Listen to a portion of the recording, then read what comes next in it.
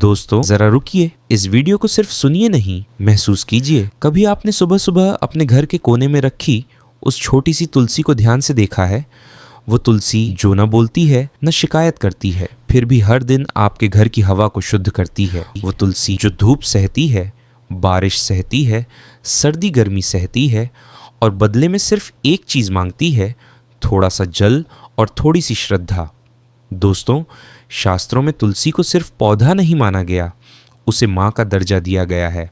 कहा जाता है, जिस घर में तुलसी होती है वहाँ नकारात्मक शक्तियाँ ठहर नहीं पाती, और जिस घर में रोज़ तुलसी पर श्रद्धा से जल चढ़ाया जाता है वहाँ भगवान विष्णु का स्वयं वास होता है।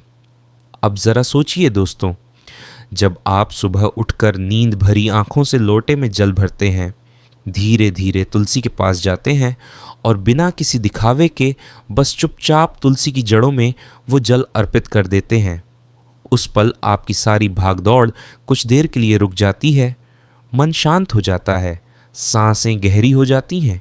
यही वो पल है जहाँ से आपका दिन बदलना शुरू होता है। दोस्तों, आज की सबसे बड़ी बीमारी शरीर की नहीं, मन की है। हर इंसान कुछ ना कुछ लेकर परेशान है, कोई पैसों से, कोई रिश्तों से, कोई भविष्य से, तो कोई अपने ही मन से। लेकिन जब कोई इंसान रोज़ तुलसी पर जल चढ़ाता है तो उसके अंदर धैर्य जन्म लेने लगता है। वो धीरे धीरे कम गुस्सा करता है, कम शिकायत करता है और ज़्यादा सहन करना सीख जाता है। और दोस्तों, यही धैर्य आगे चलकर ज़िंदगी को संभाल लेता है। अब बात करते हैं घर के माहौल की। दोस्तों, जिन घरों में रोज़ तुलसी की पूजा होती है वहाँ बिना वजह के झगड़े धीरे धीरे ख़त्म होने लगते हैं। वहाँ बच्चों के मन में संस्कार आते हैं।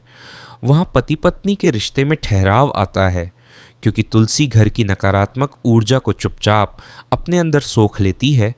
वो किसी से कुछ कहती नहीं, बस असर दिखा देती है।